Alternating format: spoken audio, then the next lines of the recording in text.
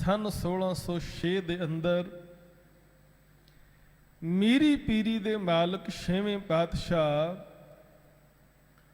ਗੁਰੂ ਹਰਗੋਬਿੰਦ ਸਾਹਿਬ ਮਹਾਰਾਜ ਨੇ ਸ਼੍ਰੀ ਅਕਾਲ ਤਖਤ ਸਾਹਿਬ ਦੀ ਸਿਰਜਣਾ ਕੀਤੀ, ਸਥਾਪਨਾ ਕੀਤੀ। ਦੁਨੀਆ ਦੇ ਅੰਦਰ ਤਖਤ ਬਹੁਤ ਬਣੇ ਨੇ ਤੇ ਤਖਤ ਦਾ ਭਾਵ ਹੈ ਬਾਦਸ਼ਾਹ ਦੇ ਬੈਠਣ ਦਾ ਅਸਥਾਨ।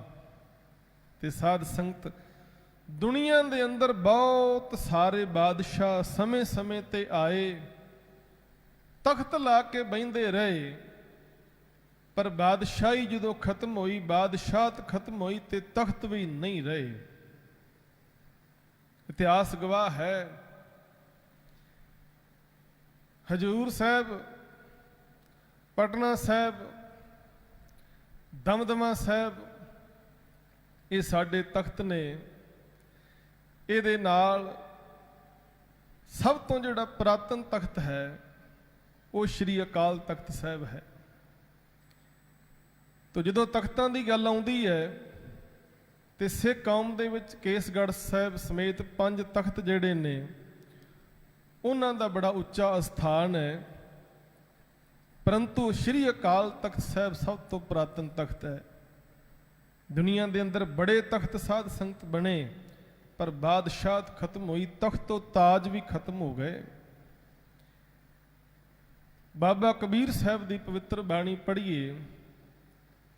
ਬਾਬਾ ਕਬੀਰ ਸਾਹਿਬ ਕਹਿੰਦੇ ਨੇ, ਐਸੇ ਐਸੇ ਲੋਕ ਦੁਨੀਆ ਦੇ ਵਿੱਚ ਆਏ ਜਿਨ੍ਹਾਂ ਦੇ ਸਿਰ ਤੇ ਸੋਨੇ ਦੇ ਛਤਰ ਝੁਲਦੇ ਸਨ, ਜਿਨ੍ਹਾਂ ਦੇ ਕੋਲ ਰਣ ਭੇਰੀਆਂ ਤੇ ਦਮਾਮੇ ਵੱਜਦੇ ਸਨ, ਪਰ ਜਦੋਂ ਦੁਨੀਆ ਤੋਂ ਗਏ ਉਹ ਤਖਤੋ ਤਾਜ, ਉਹ ਦਮਾਮੇ, ਰਣ ਭੇਰੀਆਂ ਸਭ ਕੁਝ ਖਤਮ ਹੋ ਗਿਆ। ਯਤੀਮਾਂ ਦੀ ਤਰ੍ਹਾਂ ਉਹ ਲੋਕ ਕਬਰ ਦੇ ਵਿੱਚ ਲਟਾ ਦਿੱਤੇ ਗਏ। ਪਾਸ ਦਮਾਮੇ ਛੱਤ ਸਿਰ, ਭੇਰੀ ਛੱਡੋ ਰੱਡ, ਜਾਏ ਸੁੱਤੇ ਜੀ ਰਾਣ ਮੈਂ, ਥੀਏ ਅਤੀਮਾ ਗੱਡ। ਕਹਿੰਦੇ ਕਬਰਾਂ ਦੇ ਵਿੱਚ ਸਦਾ ਲਈ ਸੌਂਗੇ, ਤਖਤੋ ਤਾਜ ਵੀ ਖਤਮ ਹੋ ਗਏ, ਪਰ ਜਿਹੜਾ ਤਖਤ ਮੇਰੇ ਸੱਚੇ ਪਾਤਸ਼ਾਹ ਨੇ ਰਚਿਆ, ਉਹ ਤਖਤ ਦਾ ਜਿਹੜਾ ਨਾਮ ਰੱਖਿਆ ਅਕਾਲ ਤਖਤ, ਉਹ ਤਖਤ ਕਿਸੇ ਬੰਦੇ ਦੇ ਨਾਂ ਤੇ ਨਹੀਂ ਰੱਖਿਆ ਗਿਆ। ਉਹ ਤਖਤ ਹਜੂਰ ਨੇ ਆਪਣੇ ਨਾਮ ਤੇ ਨਹੀਂ ਰੱਖਿਆ। ਉਹ ਤਖਤ ਗੁਰੂ ਨਾਨਕ ਸਾਹਿਬ ਦੇ ਨਾਮ ਤੇ ਨਹੀਂ ਰੱਖਿਆ ਗਿਆ। ਉਸ ਤਖਤ ਦਾ ਨਾਮ ਰੱਖਿਆ ਗਿਆ ਅਕਾਲ ਤਖਤ ਸਾਹਿਬ। ਹੁਣ ਅਕਾਲ ਪੁਰਖ ਦੀ ਹਸਤੀ ਜਿਹੜੀ ਹੈ ਉਹ ਸਮੇਂ ਦੇ ਪ੍ਰਭਾਵ ਤੋਂ ਮੁਕਤ ਹੈ। ਅਕਾਲ ਪੁਰਖ ਕਦੇ ਜੰਮਦਾ ਤੇ ਮਰਦਾ ਨਹੀਂ, ਸਦੀਵੀ ਹੋਂਦ ਵਾਲਾ ਹੈ। ਇਸ ਕਰਕੇ ਉਹ ਰਚਿਆ ਹੋਇਆ ਤਖਤ ਵੀ ਸਦੀਵੀ ਹੈ, ਉਹਦੀ ਸ਼ਾਨ ਵੀ ਸਦੀਵੀ ਬਰਕਰਾਰ ਰਹੇਗੀ।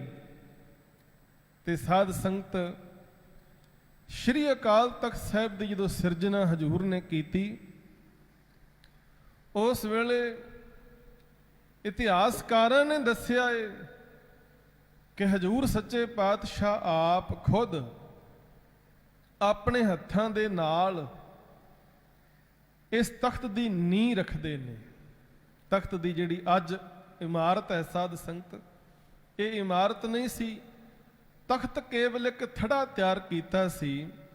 ਅੱਜ ਵੀ ਉਹ ਥੜਾ ਤੁਸੀਂ ਤਖਤ ਸਾਹਿਬ ਦੇ ਅੰਦਰ ਜਾ ਕੇ ਦਰਸ਼ਨ ਕਰ ਸਕਦੇ ਹੋ, ਜਿਸ ਦੇ ਉੱਪਰ ਸੁਨਹਿਰੀ ਜੰਗਲਾ ਤੇ ਗੁੰਬਦ ਬਣਿਆ ਹੋਇਆ ਹੈ। ਉਸ ਤਖਤ ਦੇ ਉੱਪਰ ਜਿਹੜੇ ਇਤਿਹਾਸਕ ਸ਼ਸਤਰ ਜਿਹੜੇ ਨੇ ਸਜਾਏ ਜਾਂਦੇ ਨੇ, ਉਹ ਥੜਾ ਜਿਹੜਾ ਹੈ ਉਹ ਤਿਆਰ ਕੀਤਾ ਹਜੂਰ ਨੇ, ਆਪਣੇ ਹੱਥੀਂ ਨੀਂਹ ਰੱਖੀ।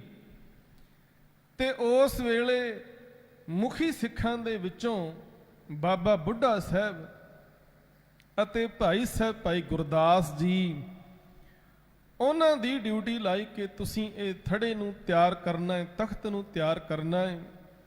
ਤੇ ਪ੍ਰਾਤਨ ਗ੍ਰੰਥਾਂ ਦੇ ਵਿੱਚੋਂ ਇਹ ਹਵਾਲੇ ਵੀ ਮਿਲਦੇ ਨੇ, ਕਿਸੀ ਰਾਜ ਨੇ ਹਾਥ ਲਗਾਇਓ, ਬੁੱਢਾ ਗੁਰਦਾਸ ਬਣਾਇਓ। ਕਿਸੇ ਰਾਜ ਮਿਸਤਰੀ ਨੇ, ਕਿਸੇ ਹੋਰ ਵਿਅਕਤੀ ਨੇ ਹੱਥ ਨਹੀਂ ਲਾਇਆ, ਕੇਵਲ ਤਾਂ ਕੇਵਲ ਬਾਬਾ ਬੁੱਢਾ ਸਾਹਿਬ ਤੇ ਭਾਈ ਸਾਹਿਬ ਭਾਈ ਗੁਰਦਾਸ ਜੀ ਨੇ ਇਹ ਤਖਤ ਤਿਆਰ ਕੀਤਾ। ਜਿਸ ਵੇਲੇ ਸਾਧ ਸੰਗਤ ਇਹ ਤਖਤ ਤਿਆਰ ਹੋ ਗਿਆ, ਤੇ ਹਜੂਰ ਸੱਚੇ ਪਾਤਸ਼ਾਹ ਜੀ ਇਸ ਤਖਤ ਤੇ ਬਿਰਾਜਮਾਨ ਹੋਏ। ਤਖਤ ਤੇ ਬਿਰਾਜਮਾਨ ਹੋਏ ਤੇ ਕੱਲ ਜਿਹੜਾ ਮੀਰੀ ਪੀਰੀ ਦਾ ਦਿਵਸ ਆਪਾਂ ਮਨਾਇਆ, ਇਸੇ ਤਖਤ ਤੇ ਬਹਿ ਕੇ ਮਹਾਰਾਜ ਨੇ ਮੀਰੀ ਤੇ ਪੀਰੀ ਦੀਆਂ 2 ਕਿਰਪਾਨਾਂ ਧਾਰਨ ਕੀਤੀਆਂ। ਸ਼੍ਰੀ ਹਰਿਮੰਦਰ ਸਾਹਿਬ ਦੇ ਅੰਦਰ ਆਪਾਂ ਵੇਖਦੇ ਨਿਰੰਤਰ ਬਾਣੀ ਦਾ ਕੀਰਤਨ ਚੱਲਦਾ ਰਹਿੰਦਾ ਏ, ਤੇ ਜਿਹੜਾ ਕੀਰਤਨ ਹੈ ਇਹ ਸ਼ਾਂਤ ਰਸ ਹੈ, ਸ਼ਾਂਤ ਰਸ। ਉਸ ਵੇਲੇ ਹਜੂਰ ਨੇ ਇਸ ਲੋੜ ਨੂੰ ਮਹਿਸੂਸ ਕੀਤਾ ਕਿ ਜਿੱਥੇ ਕੀਰਤਨ ਦੇ ਦੁਆਰਾ ਸ਼ਾਂਤ ਰਸ ਦੀ ਪ੍ਰਾਪਤੀ ਹੁੰਦੀ ਹੈ, ਉੱਥੇ ਨਾਲ ਬੀਰ ਰਸ ਵੀ ਜ਼ਰੂਰੀ ਹੈ, ਬੀਰ ਰਸ ਜ਼ਰੂਰੀ ਹੈ। ਇਸ ਕਰਕੇ ਸ਼੍ਰੀ ਅਕਾਲ ਤਖਤ ਸਾਹਿਬ ਦੇ ਉੱਪਰ ਅੱਜ ਵੀ ਆਪਾਂ ਦੇਖਦੇ ਹਾਂ, ਜਿੱਥੇ ਹਰਿਮੰਦਰ ਸਾਹਿਬ ਨਿਰੰਤਰ ਕੀਰਤਨ ਚੱਲਦਾ ਹੈ, ਉੱਥੇ ਸ਼੍ਰੀ ਅਕਾਲ ਤਖਤ ਸਾਹਿਬ ਦੇ ਹੇਠਲੇ ਪਾਸੇ ਦੀਵਾਨ ਸਜਦਾ ਢਾਡੀ ਸਿੰਘ ਵਾਰਾਂ ਗਾਉਂਦੇ ਨੇ। ਇਹ ਪਰੰਪਰਾ ਵੀ 6ਵੇਂ ਪਾਤਸ਼ਾਹ ਨੇ ਆਰੰਭ ਕੀਤੀ। ਉਸ ਸਮੇਂ ਬਾਬਾ ਬਿਧੀ ਚੰਦ ਸਾਹਿਬ ਨੂੰ ਹੁਕਮ ਕੀਤਾ ਗਿਆ ਕਿ ਢਾਡੀ ਜਥੇ ਲੈ ਕੇ ਆਓ, ਤੇ ਉਸ ਵੇਲੇ ਬਾਬਾ ਬਿਧੀ ਚੰਦ ਜੀ ਹਾਥੀ ਲੈ ਕੇ ਸੁਰ ਸਿੰਘ ਨਗਰ ਤੋਂ ਢਾਡੀਆਂ ਨੂੰ ਲੈਣ ਜਾਂਦੇ ਨੇ। ਉਸ ਸਮੇਂ ਦੇ ਜਿਹੜੇ ਢਾਡੀ ਸਨ, ਭਾਈ ਅਬਦੁਲ ਜੀ ਤੇ ਭਾਈ ਨੱਥਾ ਜੀ, ਇਹਨਾਂ ਦਾ ਵਿਸ਼ੇਸ਼ ਜ਼ਿਕਰ ਇਤਿਹਾਸ ਵਿੱਚ ਮਿਲਦਾ ਹੈ।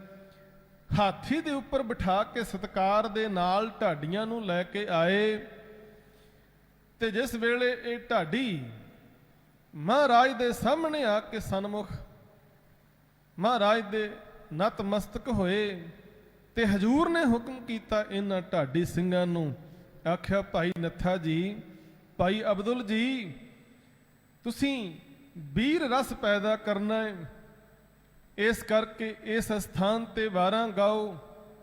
ਤੇ ਢਾਡੀ ਸਿੰਘ ਯੋਧਿਆਂ ਦੀਆਂ ਵਾਰਾਂ ਗਾਉਂਦੇ ਸਨ, ਬਹੁਤ ਉੱਚੀ ਹੇਕ ਦੇ ਅੰਦਰ। ਉਸ ਵੇਲੇ ਢਾਡੀ ਸਿੰਘਾਂ ਨੇ ਫਿਰ ਜਦੋਂ ਦੇਖਿਆ ਮੀਰੀ ਪੀਰੀ ਦੇ ਮਾਲਕ ਤਖਤ ਦੇ ਉੱਪਰ ਬਿਰਾਜਮਾਨ ਹੋਏ ਨੇ, ਮੀਰੀ ਤੇ ਪੀਰੀ ਦੀਆਂ 2 ਕਿਰਪਾਨਾਂ ਹਜੂਰ ਨੇ ਪੈਣੀਆਂ ਨੇ, ਤੇ ਢਾਡੀ ਸਿੰਘਾਂ ਨੇ ਮਹਾਰਾਜ ਦੀ ਸ਼ਾਨ ਵੇਖ ਕੇ ਉਸ ਸਮੇਂ 2 ਵਾਰਾਂ ਉੱਥੇ ਗਾਈਆਂ, ਜਿਹਦਾ ਜ਼ਿਕਰ ਮਿਲਦਾ ਹੈ। ਸੱਚਾ ਤਖਤ ਸੁਹਾਇਓ ਸ਼੍ਰੀ ਗੁਰ ਪਾਏ ਕੈ, ਸ਼ਬ ਬਰਨੀ ਨ ਜਾਏ, ਕਹੋ ਕਿਆ ਗਾਏ ਕੈ, ਰਵ ਸਸ ਪਏ ਮਲੀਨ ਸੋ ਦਰਸ਼ ਦਿਖਾਏ ਕੈ, ਸ਼੍ਰੀ ਗੁਰ ਤਖਤ ਬਿਰਾਜੇ ਪ੍ਰਭੂ ਧਿਆਏ ਕੈ, ਮੀਰ ਅਬਦੁਲ ਔਰ ਨੱਥਾ ਜਸ ਕਹੈ ਬਣਾਏ ਕੈ। ਕਹਿਣ ਲੱਗੇ ਸਤਿਗੁਰੂ ਤਖਤ ਤੇ ਬਿਰਾਜਮਾਨ ਹੋਏ ਨੇ ਪਰਮੇਸ਼ਰ ਨੂੰ ਧਿਆ ਕੇ, ਤੇ ਜਦੋਂ ਤਖਤ ਤੇ ਮਹਾਰਾਜ ਬੈਠੇ ਨੇ, ਇਸ ਤਖਤ ਦੀ ਸ਼ੋਭਾ ਦੂਣੀ ਤੇ ਚੌਣੀ ਹੋ ਗਈ ਹੈ। ਸ਼੍ਰੀ ਗੁਰ ਤਖਤ ਬਿਰਾਜੇ ਪ੍ਰਭੂ ਧਿਆਏ ਕੈ, ਮੀਰ ਅਬਦੁਲ ਔਰ ਨੱਥਾ ਜਸ ਕਹੈ ਬਣਾਏ ਕੈ। ਫਿਰ ਮਹਾਰਾਜ ਨੇ ਜਦੋਂ ਮੀਰੀ ਤੇ ਪੀਰੀ ਦੀਆਂ 2 ਕਿਰਪਾਨਾਂ ਧਾਰਨ ਕੀਤੀਆਂ, ਉਸ ਵੇਲੇ ਫਿਰ ਉਹਨਾਂ ਨੇ ਇੱਕ ਹੋਰ ਵਾਰ ਗਾਈ, 2 ਤਲਵਾਰੀ ਬੱਧੀਆਂ, ਇੱਕ ਮੀਰੀ ਦੀ, ਇੱਕ ਪੀਰ ਦੀ, ਇੱਕ ਰਾਜ ਦੀ, ਇੱਕ ਅਜ਼ਮਤ ਦੀ, ਇੱਕ ਰਾਖੀ ਕਰੇ ਵਜ਼ੀਰ ਦੀ, ਨਾਲ ਸਿਪਾਹੀ ਨੀਲ ਨਾਲ ਮਾਰ ਦੁਸ਼ਟਾਂ ਕਰੇ ਤਗੀਰ ਦੀ, ਹਿੰਮਤ ਬਾਹਾਂ ਕੋਟਗੜ ਦਰਵਾਜ਼ਾ ਬਲਖ ਬਖੀਰ ਦੀ, ਪੱਗ ਤੇਰੀ ਕੀ ਜਹਾਂਗੀਰ ਦੀ। ਮਹਾਰਾਜ ਦੀ ਉਸਤਤ ਦੇ ਵਿੱਚ ਇਹ ਵਾਰਾਂ ਢਾਡੀ ਸਿੰਘਾਂ ਨੇ ਗਾਇਨ ਕੀਤੀਆਂ, ਤੇ ਸਾਧ ਸੰਗਤ ਯੋਧਿਆਂ ਦੇ ਅੰਦਰ ਵੀਰ ਰਸ ਪੈਦਾ ਹੋਇਆ, ਜੋਸ਼ ਪੈਦਾ ਹੋ ਗਿਆ। ਜਿਸ ਤਰ੍ਹਾਂ ਗੁਰੂ ਅਰਜਨ ਸਾਹਿਬ ਜੀ ਦੀ ਸ਼ਹਾਦਤ ਤੋਂ ਬਾਅਦ ਸਮੇਂ ਦੇ ਬਾਦਸ਼ਾਹ ਸੋਚਦੇ ਸਨ ਕਿ ਸਿੱਖਾਂ ਅੰਦਰ ਮਾਯੂਸੀ ਪੈਦਾ ਹੋ ਜਾਏਗੀ, ਡਰ ਤੇ ਸਹਿਮ ਪੈਦਾ ਹੋ ਜਾਏਗਾ, ਪਰ ਉਹਦੀ ਥਾਂ ਤੇ ਮਹਾਰਾਜ ਨੇ ਵੀਰ ਰਸ ਸਿੱਖਾਂ ਅੰਦਰ ਭਰਿਆ।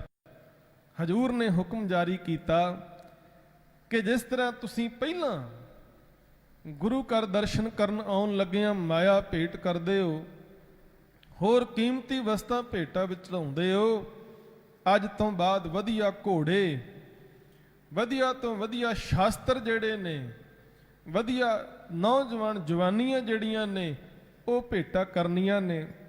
ਮਹਾਰਾਜ ਦਾ ਇਹ ਹੁਕਮ ਸੁਣਦਿਆਂ ਲੋਕਾਂ ਨੇ ਸ਼ਸਤਰ, ਘੋੜੇ ਤੇ ਸੁੰਦਰ ਨੌਜਵਾਨ ਮਹਾਰਾਜ ਦੀ ਸੇਵਾ ਦੇ ਵਿੱਚ ਆ ਕੇ ਹਾਜ਼ਰ ਹੋਏ, ਜਿਨ੍ਹਾਂ ਨੇ ਆਪਣੀਆਂ ਜਵਾਨੀਆਂ ਜਿਹੜੀਆਂ ਗੁਰੂ ਕੇ ਲੇਖੇ ਲਾਈਆਂ।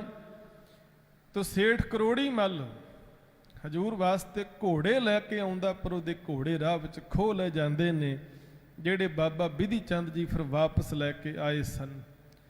ਇਹ ਸਾਰਾ ਕੁਝ ਮਹਾਰਾਜ ਨੇ ਤਖਤ ਦੇ ਉੱਪਰ ਰਚਿਆ, ਵੀਰ ਰਸ ਪੈਦਾ ਕੀਤਾ। ਉਸ ਸਮੇਂ 5 ਜਥੇਦਾਰ ਥਾਪੇ ਗਏ। ਉਹਨਾਂ 5 ਜਥੇਦਾਰਾਂ ਨੂੰ ਫਿਰ ਸਾਰੀ ਫੌਜ ਦੀ ਕਮਾਂਡ ਦਿੱਤੀ ਗਈ।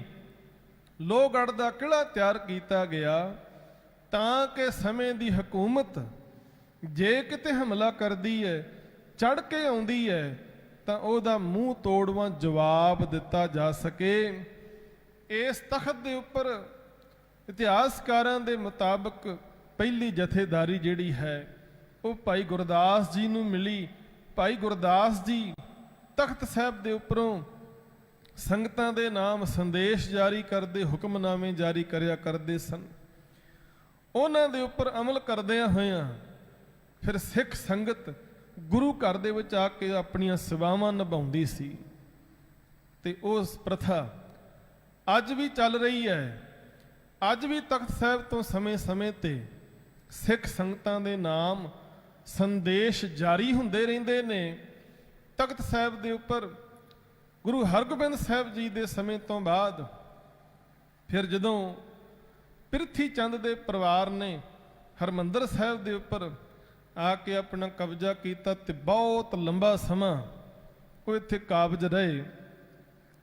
ਫਿਰ ਸਮਾਂ ਆਇਆ ਭਾਈ ਸਾਹਿਬ ਭਾਈ ਮਨੀ ਸਿੰਘ ਜੀ, ਉਹ ਆ ਕੇ ਤਖਤ ਦੀ ਸੇਵਾ ਸੰਭਾਲ ਕਰਦੇ ਨੇ। ਜਿਸ ਵੇਲੇ ਭਾਈ ਸਾਹਿਬ ਭਾਈ ਮਨੀ ਸਿੰਘ ਜੀ ਤਖਤ ਸਾਹਿਬ ਦੀ ਸੇਵਾ ਨੂੰ ਸਾਂਭਦੇ ਨੇ, ਉਸ ਵੇਲੇ ਖਾਲਸੇ ਨੂੰ ਇਕੱਠਿਆਂ ਕਰਨ ਵਾਸਤੇ ਸਾਲ ਦੇ ਵਿੱਚ 2 ਵਾਰ ਸਰਬੱਤ ਖਾਲਸਾ ਬੁਲਾਇਆ ਜਾਂਦਾ ਸੀ। ਦੀਵਾਲੀ ਦੇ ਸਮੇਂ ਅਤੇ ਵਿਸਾਖੀ ਦੇ ਪੁਰਬ ਤੇ ਸਰਬੱਤ ਖਾਲਸਾ ਇਕੱਠਾ ਹੁੰਦਾ। ਪੰਥ ਦੀ ਕੌਮ ਦੀ ਚੜ੍ਹਦੀ ਕਲਾ ਵਾਸਤੇ ਪ੍ਰੋਗਰਾਮ ਉਲੀਕੇ ਜਾਂਦੇ।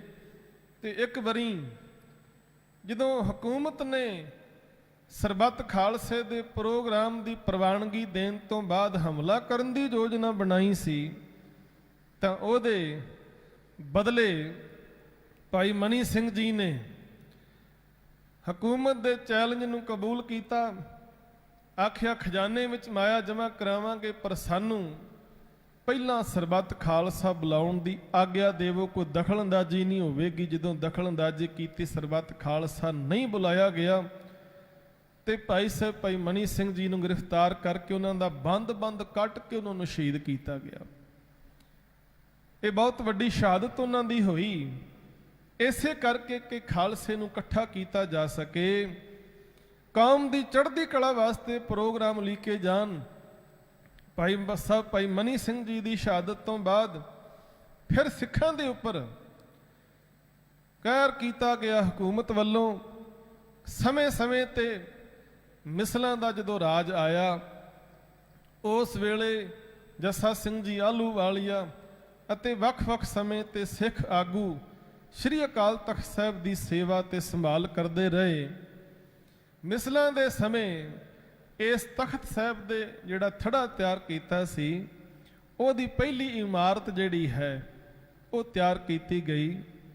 ਬਾਅਦ ਦੇ ਵਿੱਚ ਮਹਾਰਾਜਾ ਰਣਜੀਤ ਸਿੰਘ ਨੇ ਉੱਪਰਲੀਆਂ ਇਮਾਰਤਾਂ ਤਿਆਰ ਕਰਵਾਈਆਂ ਅਤੇ ਸਭ ਤੋਂ ਉੱਪਰਲੀ ਇਮਾਰਤ ਜਿਹੜੀ ਹੈ ਤੇ ਗੁੰਬਦ ਦੀ ਸੇਵਾ ਇਹ ਕੌਮ ਦੇ ਮਹਾਨ ਜੇਤੂ ਜਰਨੈਲ ਸਰਦਾਰ ਹਰੀ ਸਿੰਘ ਨਲੂਆ ਨੇ ਤਿਆਰ ਕਰਵਾਈ ਸੀ। ਸੋ ਸਮੇਂ-ਸਮੇਂ ਤੇ ਇਥੋਂ ਕੌਮ ਨੂੰ ਅਗਵਾਈ ਮਿਲਦੀ ਰਹੀ, ਬਹੁਤ ਵੱਡੇ ਫੈਸਲੇ ਇਸ ਤਖਤ ਦੇ ਉੱਪਰ ਹੁੰਦੇ ਰਹੇ। ਇਹ ਆਜ਼ਾਦ ਪ੍ਰਭੂ ਸੱਤਾ ਦਾ ਉਹ ਸਥਾਨ ਹੈ ਜਿੱਥੇ ਬੜੇ ਨਿਆਂ ਮਿਲਿਆ ਕਰਦੇ ਸਨ ਲੋਕਾਂ ਨੂੰ, ਤੇ ਨਿਆਂ ਦਾ ਮਾਪਦੰਡ ਜਿਹੜਾ ਸੀ ਉਹ ਧਰਮ ਤੇ ਆਧਾਰਿਤ ਸੀ, ਰਾਜਨੀਤੀ ਤੇ ਨਹੀਂ। ਤੇ ਮੈਂ ਬੇਨਤੀ ਕਰਾਂ, ਜਿੰਨੀ ਦੇਰ ਧਰਮ ਨੂੰ ਸਾਹਮਣੇ ਰੱਖ ਕੇ ਨਿਆਂ ਕੀਤੇ ਗਏ, ਫੈਸਲੇ ਕੀਤੇ ਗਏ, ਕੌਮ ਸਦਾ ਚੜ੍ਹਦੀ ਕਲਾ ਵਿੱਚ ਰਹੀ। ਜਿਸ ਵੇਲੇ ਇਸ ਤਖਤ ਤੋਂ ਫੈਸਲੇ ਜਿਹੜੇ ਹੁੰਦੇ ਸਨ ਰਾਜਨੀਤੀ ਤੋਂ ਪ੍ਰੇਰਿਤ ਹੋਣ ਲੱਗ ਪਏ ਤੇ ਕੌਮ ਫੁੱਟ ਦਾ ਸ਼ਿਕਾਰ ਹੋ ਗਈ, ਜਥੇਬੰਦੀਆਂ ਵਿੱਚ ਵੰਡੀ ਗਈ, ਆਪਸ ਵਿੱਚ ਖਾਨਾ ਜੰਗੀ ਸ਼ੁਰੂ ਹੋ ਗਈ। ਕਿਸੇ ਸਮੇਂ ਅਕਾਲੀ ਫੂਲਾ ਸਿੰਘ ਇਸ ਤਖਤ ਦੇ ਜਥੇਦਾਰ ਬਣਦੇ ਨੇ ਤੇ ਭੰਗੀ ਮਿਸਲ ਦਾ ਅੰਮ੍ਰਿਤਸਰ ਦੇ ਉੱਪਰ ਕਬਜ਼ਾ ਹੈ। ਮਹਾਰਾਜਾ ਰਣਜੀਤ ਸਿੰਘ ਅੰਮ੍ਰਿਤਸਰ ਦਾ ਕਬਜ਼ਾ ਲੈਣਾ ਚਾਹੁੰਦੇ ਨੇ, ਫੌਜ ਚੜਾ ਕੇ ਲੈ ਕੇ ਆਏ, ਪਰ ਆ ਕੇ ਬੇਨਤੀ ਕੀਤੀ, ਮੈਂ ਅੰਮ੍ਰਿਤਸਰ ਵੱਲ ਮੂੰਹ ਕਰਕੇ ਤੋਪਾਂ ਦੇ ਗੋਲੇ ਨਹੀਂ ਦਾਗ ਸਕਦਾ ਕਿਉਂਕਿ ਗੁਰੂ ਦੀ ਨਗਰੀ ਹੈ, ਇਸ ਕਰਕੇ ਹੱਥੋਂ ਹੱਥੀ ਯੁੱਧ ਹੋਏਗਾ।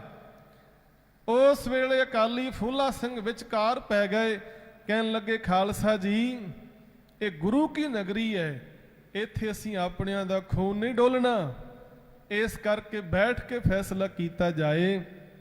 ਭੰਗੀ ਮਿਸਲ ਨੂੰ ਇੱਕ ਜਾਗੀਰ ਦਿੱਤੀ ਗਈ ਅਤੇ ਇਥੋਂ ਦਾ ਸਾਰਾ ਪ੍ਰਬੰਧ ਮਹਾਰਾਜਾ ਰਣਜੀਤ ਸਿੰਘ ਨੇ ਸੰਭਾਲਿਆ। ਬਹੁਤ ਵੱਡੀਆਂ ਸੇਵਾਵਾਂ ਉਹਨਾਂ ਨੇ ਇੱਥੇ ਕੀਤੀਆਂ। ਇਸ ਤਰ੍ਹਾਂ ਬਹੁਤ ਵਡਮੁੱਲੇ ਯਤਨ ਜਿਹੜੇ ਨੇ ਅਕਾਲ ਤਖਤ ਸਾਹਿਬ ਤੋਂ ਕੀਤੇ ਗਏ ਅਕਾਲੀ ਫੂਲਾ ਸਿੰਘ ਵੱਲੋਂ ਕਿ ਕੌਮ ਦੇ ਵਿੱਚ ਆਪਸੀ ਫੁੱਟ ਨਾ ਪੈਦਾ ਹੋ ਜਾਏ, ਕੌਮ ਨੂੰ ਇਕੱਠਿਆਂ ਕਰਕੇ ਰੱਖਿਆ ਜਾ ਸਕੇ, ਐਸੇ ਯਤਨ ਕੀਤੇ ਗਏ। ਇੱਕ ਵੇਰਾ ਮਹਾਰਾਜਾ ਰਣਜੀਤ ਸਿੰਘ ਦੀ ਇਹ ਸ਼ਿਕਾਇਤ ਤਖਤ ਸਾਹਿਬ ਤੇ ਪੁੱਜਦੀ ਹੈ ਕਿ ਸਮੇਂ ਦਾ ਮਹਾਰਾਜਾ ਜਿਹੜਾ ਆਪਣੇ ਆਪ ਨੂੰ ਗੁਰੂ ਰਾਮਦਾਸ ਦੇ ਘਰ ਦਾ ਕੂਕਰ ਦੱਸਦਾ ਏ, ਸਿੱਖਾਂ ਦਾ ਝਾੜੂ ਬਰਦਾਰ ਤੇ ਸੇਵਾਦਾਰ ਕਹਾਉਣ ਵਾਲਾ, ਉਹਨੇ ਬੜੀ ਘੋਰ ਅਵੱਗਿਆ ਕੀਤੀ। ਮੋਰਾ ਨਾਚੀ ਦਾ ਨਾਚ ਉਹਨੇ ਵੇਖਿਆ। ਜਦੋਂ ਇਹ ਸ਼ਿਕਾਇਤ ਪੁੱਜੀ ਤੇ ਉਸ ਸਮੇਂ ਅਕਾਲੀ ਫੂਲਾ ਸਿੰਘ ਵੱਲੋਂ ਮਹਾਰਾਜਾ ਰਣਜੀਤ ਸਿੰਘ ਨੂੰ ਅਕਾਲ ਤਖਤ ਸਾਹਿਬ ਤੇ ਪੇਸ਼ ਹੋਣ ਦਾ ਹੁਕਮਨਾਮਾ ਜਾਰੀ ਹੋਇਆ ਤੇ ਮਹਾਰਾਜਾ ਰਣਜੀਤ ਸਿੰਘ ਬਹੁਤ ਨਿਮਰਤਾ ਦੇ ਨਾਲ ਆਪਣੇ ਗੁਨਾਹ ਕਬੂਲਦਿਆਂ ਹੋਇਆਂ ਸ੍ਰੀ ਅਕਾਲ ਤਖਤ ਸਾਹਿਬ ਤੇ ਪੇਸ਼ ਹੋਏ ਤੇ ਅਕਾਲੀ ਫੂਲਾ ਸਿੰਘ ਵੱਲੋਂ ਸਜ਼ਾ ਲਾਈ ਗਈ ਕਿ ਕੋਰੜੇ ਮਾਰੇ ਜਾਣ। ਇਮਲੀ ਦੇ ਦਰਖਤ ਦੇ ਨਾਲ ਬੰਨ੍ਹ ਕੇ ਕਹਿਣ ਲੱਗੇ ਮਹਾਰਾਜਾ ਰਣਜੀਤ ਸਿੰਘ ਨੇ ਉਹ ਸਜ਼ਾ ਨੂੰ ਖਿੜੇ ਮੱਥੇ ਪ੍ਰਵਾਨ ਕੀਤਾ। ਲੋਕਾਂ ਨੇ ਸ਼ੁਰੂ ਕਹਿਣਾ ਕਰ ਦਿੱਤਾ ਕਿ ਵੇਖੋ ਮਹਾਰਾਜਾ ਕਿੰਨਾ ਚੰਗਾ ਏ, ਇਹਨੇ ਅਕਾਲ ਤਖਤ ਸਾਹਿਬ ਤੋਂ ਲੱਗੀ ਸਜ਼ਾ ਨੂੰ ਖਿੜੇ ਮੱਥੇ ਪ੍ਰਵਾਨ ਕੀਤਾ, ਸਜ਼ਾ ਭੁਗਤੀ ਹੈ, ਕਿੰਨਾ ਚੰਗਾ ਮਹਾਰਾਜਾ। ਤੇ ਮਹਾਰਾਜਾ ਰਣਜੀਤ ਸਿੰਘ ਨੇ ਆਖਿਆ ਸੀ ਇਹ ਨਾ ਕਹੋ ਮਹਾਰਾਜਾ ਬਹੁਤ ਚੰਗਾ ਏ, ਇਹ ਕਹੋ ਕਿ ਤਖਤ ਦੇ ਜਥੇਦਾਰ ਅਕਾਲੀ ਫੂਲਾ ਸਿੰਘ ਵਰਗੇ ਹੋਣੇ ਚਾਹੀਦੇ ਨੇ, ਜਿਹੜੇ ਸੱਚ ਨੂੰ ਸੱਚ ਕਹਿਣ ਦੀ ਜੁਰਤ ਰੱਖਦੇ ਹੋਣ, ਜਿਹੜੇ ਧਰਮ ਦਾ ਨਿਆਂ ਕਰਨਾ ਜਾਣਦੇ ਹੋਣ। ਤੇ ਸਾਧ ਸੰਗਤ ਜਦੋਂ ਨਿਆਂ ਧਰਮ ਨੂੰ ਸਾਹਮਣੇ ਰੱਖ ਕੇ ਹੋਏਗਾ, ਨਿਆਂ ਰਾਜਨੀਤੀ ਤੋਂ ਪ੍ਰੇਰਿਤ ਨਹੀਂ ਹੋਏਗਾ, ਉਦੋਂ ਸਦਾ ਹੀ ਚੜ੍ਹਦੀ ਕਲਾ ਹੋਏਗੀ। ਕੰਡੇ ਆਪਾਂ ਬਹੁਤ ਸੁਣੇ ਨੇ, ਕੰਡੇ ਦਾ ਅਰਥ ਹੈ ਭਾਵ ਤੋਲਣ ਵਾਲਾ ਤਰਾਜੂ ਤਕੜੀ, ਪਰ ਜਿਹੜੇ ਕੰਡੇ ਨਾਲ ਧਰਮ ਕੰਡਾ ਸ਼ਬਦ ਜੁੜ ਜਾਏ, ਉਹ ਕੰਡੇ ਦੇ ਨਾਲ ਧਰਮ ਸ਼ਬਦ ਜੁੜਨ ਦੇ ਨਾਲ ਸਾਡੇ ਮਨ ਵਿੱਚ ਵਿਸ਼ਵਾਸ ਪੈਦਾ ਹੋ ਜਾਂਦਾ ਹੈ ਕਿ ਇਹ ਕੰਡਾ ਜਿਹੜਾ ਗਲਤ ਨਹੀਂ ਤੋਲੇਗਾ, ਇਹ ਕੰਡਾ ਸਹੀ ਤੋਲੇਗਾ। ਤੇ ਤੁਸੀਂ ਧਰਮ ਕੰਡਾ ਵੇਖਿਆ ਹੋਏਗਾ, ਉਹ ਸ਼ੀਸ਼ੇ ਦੇ ਇੱਕ ਬਕਸੇ ਦੇ ਵਿੱਚ ਟਿਕਾਇਆ ਹੁੰਦਾ ਹੈ, ਉਹਦੇ ਵਿੱਚ ਤੋਲਣ ਵਾਲੀ ਵਸਤੂ ਖਰੀਦਣ ਵਾਲੇ ਦੇ ਸਾਹਮਣੇ ਵੀ ਓਨੀ ਪਾਰਦਰਸ਼ਤਾ ਦੇ ਨਾਲ ਰੱਖੀ ਜਾਂਦੀ ਹੈ। ਧਰਮ ਕੰਡੇ ਦੀ ਬੋਦੀ ਕਿਸੇ ਦੇ ਹੱਥ ਵਿੱਚ ਨਹੀਂ ਹੁੰਦੀ, ਤੇ ਜੇ ਬੋਦੀ ਉਹਦੀ ਕਿਸੇ ਦੇ ਹੱਥ ਵਿੱਚ ਹੋਵੇ ਕੰਡੇ ਦੀ, ਫਿਰ ਉਹਨੂੰ ਧਰਮ ਕੰਡਾ ਨਹੀਂ ਕਿਹਾ ਜਾ ਸਕਦਾ। ਉਹਦੀ ਬੋਦੀ ਕਿਸੇ ਦੇ ਹੱਥ ਵਿੱਚ ਨਹੀਂ, ਸ਼ੀਸ਼ੇ ਦੇ ਬਕਸੇ ਵਿੱਚ ਟਿਕਾ ਕੇ ਬੜੀ ਪਾਰਦਰਸ਼ਤਾ ਦੇ ਨਾਲ ਵਸਤਾਂ ਤੋਲੀਆਂ ਜਾਂਦੀਆਂ ਨੇ, ਸੋਨਾ ਚਾਂਦੀ, ਤੇ ਖਰੀਦਣ ਵਾਲੇ ਨੂੰ ਵੀ ਵਿਸ਼ਵਾਸ ਹੁੰਦਾ ਹੈ ਕਿ ਧਰਮ ਕੰਡਾ ਏ, ਇੱਥੇ ਕੋਈ ਗਲਤੀ ਨਹੀਂ ਹੋਏਗੀ, ਪੂਰਾ ਤੋਲਿਆ ਜਾਏਗਾ। ਤੇ ਸਾਧ ਸੰਗਤ ਮੈਂ ਬੇਨਤੀ ਕਰਾਂ, ਅਕਾਲ ਤਖਤ ਸਾਹਿਬ ਇੱਥੇ ਹੋਣ ਵਾਲੇ ਫੈਸਲੇ ਵੀ ਧਰਮ ਦੇ ਆਧਾਰਿਤ ਹੋਣੇ ਚਾਹੀਦੇ ਨੇ, ਰਾਜਨੀਤੀ ਤੋਂ ਪ੍ਰੇਰਿਤ ਨਹੀਂ। ਪਰ ਜਦੋਂ ਤੋਲਣ ਵਾਲਿਆਂ ਦੀ ਬੋਦੀ, ਫੈਸਲੇ ਕਰਨ ਵਾਲਿਆਂ ਦੀ ਬੋਦੀ ਕਿਸੇ ਦੇ ਹੱਥ ਵਿੱਚ ਹੋਏਗੀ ਤਾਂ ਫਿਰ ਉੱਥੇ ਧਰਮ ਦਾ ਨਿਆਂ ਨਹੀਂ ਹੋ ਸਕਦਾ। ਜਿਸ ਧਰਮ ਕੰਡੇ ਦੀ ਬੋਦੀ ਕਿਸੇ ਦੇ ਹੱਥ ਵਿੱਚ ਫੜੀ, ਉਹ ਧਰਮ ਕੰਡਾ ਸਹੀ ਨਹੀਂ ਤੋਲੇਗਾ। ਤੇ ਜਦੋਂ ਇਸ ਤਖਤ ਤੇ ਬੈਠੇ ਜਥੇਦਾਰ ਇਨਸਾਫ ਦੇਣ ਲੱਗਿਆ ਰਾਜਨੀਤੀ ਤੋਂ ਪ੍ਰੇਰਿਤ ਹੋ ਕੇ ਫੈਸਲੇ ਲੈਣਗੇ, ਬਿਨਾਂ ਮੰਗਿਆਂ ਲੋਕਾਂ ਨੂੰ ਮਾਫੀਆਂ ਜਾਰੀ ਕਰ ਦੇਣਗੇ, ਉਸ ਵੇਲੇ ਫਿਰ ਇੱਥੋਂ ਲੋਕਾਂ ਦਾ ਵਿਸ਼ਵਾਸ ਜਿਹੜਾ ਉੱਠਣਾ ਸ਼ੁਰੂ ਹੋ ਜਾਂਦਾ ਹੈ। ਸਥਾਨ ਉਹੀ ਹੈ ਜਿਹੜਾ ਮਹਾਰਾਜ ਨੇ ਤਿਆਰ ਕੀਤਾ ਸੀ, ਪਰ ਵਕਤੀ ਤੌਰ ਤੇ ਹੁੰਦਾ ਕਈ ਵਾਰੀ ਕੁਝ ਐਸੇ ਲੋਕ ਉੱਥੇ ਆ ਕੇ ਬੈਠ ਜਾਂਦੇ ਨੇ ਜਿਹੜੇ ਇਹਦੀ ਦੁਰਵਰਤੋਂ ਸ਼ੁਰੂ ਕਰ ਦਿੰਦੇ ਨੇ। ਜਿਸ ਸਮੇਂ ਜਲਿਆਂਵਾਲੇ ਬਾਗ ਦਾ ਖੂਨੀ ਕਾਂਡ ਵਾਪਰਿਆ, ਸਰ ਮਾਈਕਲ ਐਡਵਾਇਰ ਨੂੰ ਉੱਥੇ ਤਖਤ ਤੋਂ ਜਾ ਕੇ ਸਰੋਪੇ ਦਵਾਏ ਜਾਂਦੇ ਨੇ। ਬੱਜ-ਬੱਜ ਘਾਟ ਦੇ ਸਾਕੇ ਦੇ ਸਾਰੇ ਸ਼ਹੀਦਾਂ ਦੇ ਲਈ ਇਹ ਤਖਤ ਤੋਂ ਫਰਮਾਨ ਜਾਰੀ ਕੀਤਾ ਜਾਂਦਾ ਹੈ ਕਿ ਉਹ ਜਿਹੜੇ ਨੇ ਸਿੱਖ ਨਹੀਂ ਸਨ, ਕਾਮਾ ਗਾਟਾ ਮਾਰੂ ਲਹਿਰਾਂ ਨਾਲ ਸੰਬੰਧਿਤ ਲੋਕ ਸਿੱਖ ਨਹੀਂ ਸਨ। ਐਸੇ ਫਤਵੇ, ਐਸੇ ਫਰਮਾਨ ਵੀ ਜਾਰੀ ਹੋਏ। ਇਸ ਤਖਤ ਤੋਂ ਤਖਤ ਦੀ ਦੁਰਵਰਤੋਂ ਕੀਤੀ ਗਈ।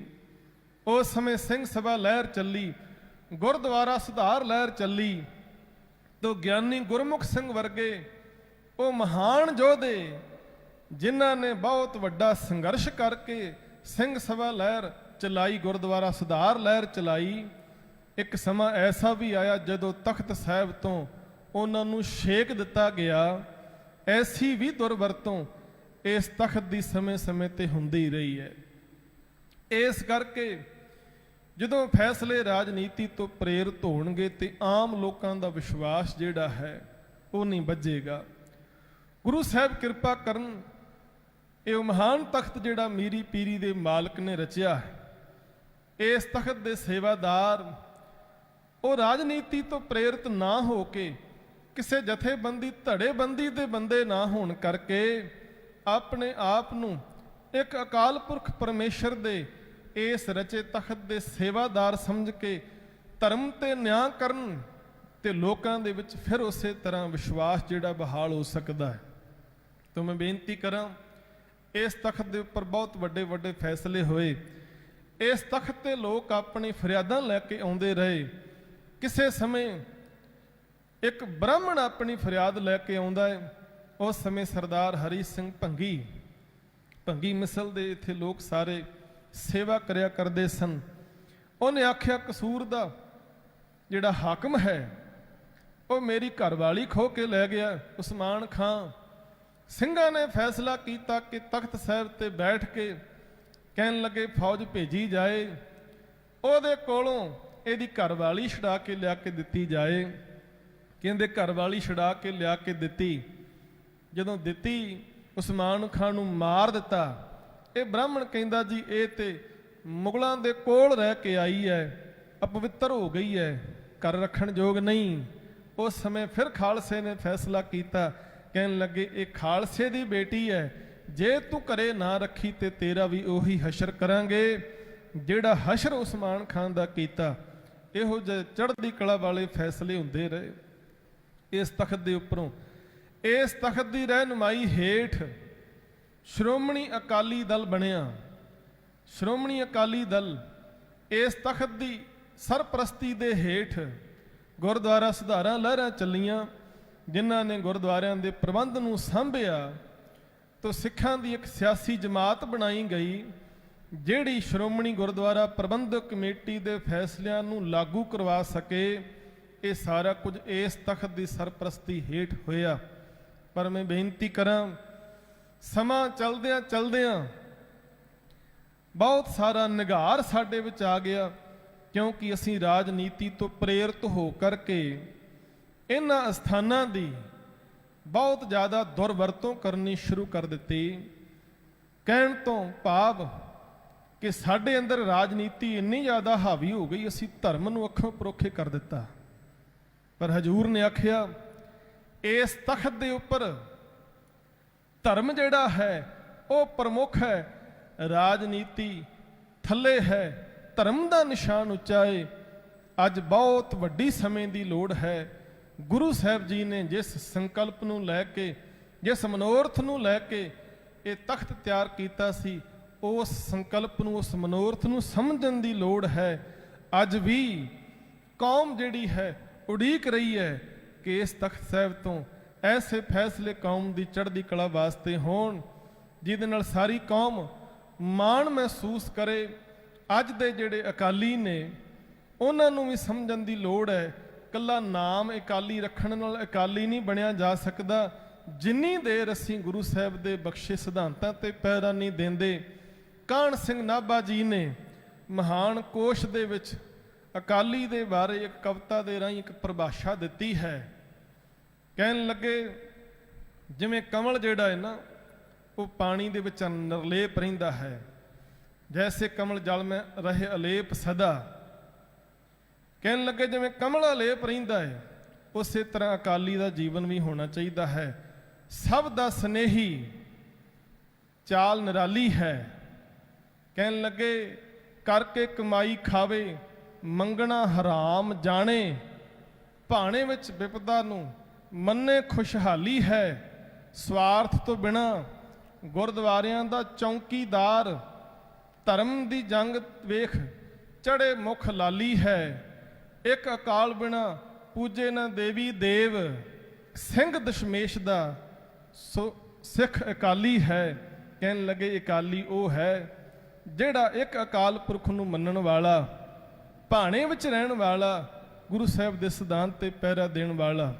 ਸੋ ਸ਼੍ਰੀ ਅਕਾਲ ਤਖਤ ਸਾਹਿਬ ਉਹ ਆਜ਼ਾਦ ਹਸਤੀ ਹੈ ਸਿੱਖ ਕੌਮ ਦੀ, ਜਿੱਥੋਂ ਸਿੱਖਾਂ ਨੂੰ ਸਦਾ ਹੀ ਅਗਵਾਈ ਮਿਲਦੀ ਹੈ ਤੇ ਚੜ੍ਹਦੀ ਕਲਾ ਦੇ ਨਾਲ ਅੱਜ ਵੀ ਲੋੜ ਹੈ ਸ਼੍ਰੀ ਅਕਾਲ ਤਖਤ ਸਾਹਿਬ ਤੋਂ ਹੋਣ ਵਾਲੇ ਫੈਸਲਿਆਂ ਤੇ ਅਸੀਂ ਪਹਿਰਾ ਦੇਈਏ। ਸ਼੍ਰੀ ਅਕਾਲ ਤਖਤ ਸਾਹਿਬ ਤੋਂ ਪੰਥ ਪ੍ਰਮਾਣਿਤ ਰਹਿਤ ਮਰਿਆਦਾ ਉਹਨੂੰ ਆਪਣੇ ਜੀਵਨ ਦੇ ਵਿੱਚ ਲਾਗੂ ਕਰੀਏ। ਸਾਡੇ ਜੀਵਨ ਦਾ ਹਰ ਕਰਮ ਰਹਿਤ ਮਰਿਆਦਾ ਦੇ ਵਿੱਚ ਰਹਿ ਕੇ ਹੋਵੇ ਤਾਂ ਹੀ ਅਸੀਂ ਗੁਰੂ ਸਾਹਿਬ ਦੀਆਂ ਖੁਸ਼ੀਆਂ ਪ੍ਰਾਪਤ ਕਰ ਸਕਦੇ ਹਾਂ। ਸੋ ਸ਼੍ਰੀ ਅਕਾਲ ਤਖਤ ਸਾਹਿਬ ਦਾ ਅੱਜ ਸਿਰਜਣਾ ਦਿਵਸ ਬੜੇ ਉਤਸ਼ਾਹ ਨਾਲ ਮਨਾਇਆ ਜਾ ਰਿਹਾ ਹੈ। ਸ਼੍ਰੀ ਅਕਾਲ ਤਖਤ ਸਾਹਿਬ ਦੀ ਧਰਤੀ ਤੇ ਅੱਜ ਵੀ ਢਾਡੀ ਸਿੰਘ ਵਾਰਾਂ ਗਾ ਕੇ ਵੀਰ ਰਸ ਪੈਦਾ ਕਰਦੇ ਨੇ। ਤੇ ਕਵੀ ਨਿਹਾਲ ਸਿੰਘ ਨੇ ਆਖਿਆ ਸੀ, ਲਾਗ ਤੇ ਦੀਵਾਨ ਰਹੇ, ਗਾਵ ਤੇ ਸੁਜਾਨ ਰਹੇ, ਝੂਲ ਤੇ ਨਿਸ਼ਾਨ ਰਹੇ।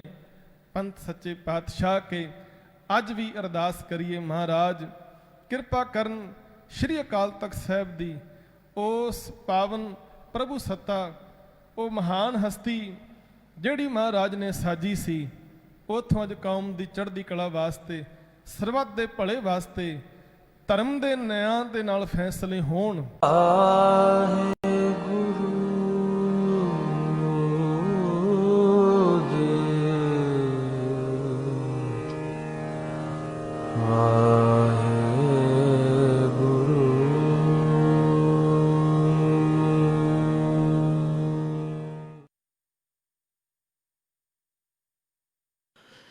ਵਾਹਿਗੁਰੂ ਜੀ ਕਾ ਖਾਲਸਾ, ਵਾਹਿਗੁਰੂ ਜੀ ਕੀ ਫਤਿਹ। ਦਾਸ ਗੁਰਪ੍ਰੀਤ ਸਿੰਘ ਅੰਮ੍ਰਿਤਵਾਲਾ ਟਰਸਟ ਵੱਲੋਂ ਫਤਿਹ ਟੀਵੀ ਨੂੰ ਬਹੁਤ ਬਹੁਤ ਵਧਾਈ ਦਿੰਦਾ ਹੈ, ਕਿਉਂਕਿ ਇੱਕ ਐਸਾ ਚੈਨਲ ਹੈ ਜਿਹੜਾ 24 ਘੰਟੇ ਸੰਗਤਾਂ ਨੂੰ ਗੁਰਬਾਣੀ ਨਾਲ ਜੋੜਦਾ ਹੈ। ਇਹ ਬੜਾ ਹੀ ਸ਼ਲਾਘਾਯੋਗ ਕੰਮ ਹੈ। ਅੱਜ ਇਹ ਫਤਿਹ ਟੀਵੀ ਚੈਨਲ ਦੇਸ਼ਾਂ ਵਿਦੇਸ਼ਾਂ ਤੱਕ ਪਹੁੰਚ ਗਿਆ ਹੈ। ਸਾਰੀ ਸੰਗਤ ਨੂੰ ਹੱਥ ਜੋੜ ਕਰ ਬੇਨਤੀ ਹੈ ਕਿ ਲਾਕਡਾਊਨ ਦਾ ਪੀਰੀਅਡ ਚਾਲੂ ਹੈ, ਇਸ ਚੈਨਲ ਰਾਹੀਂ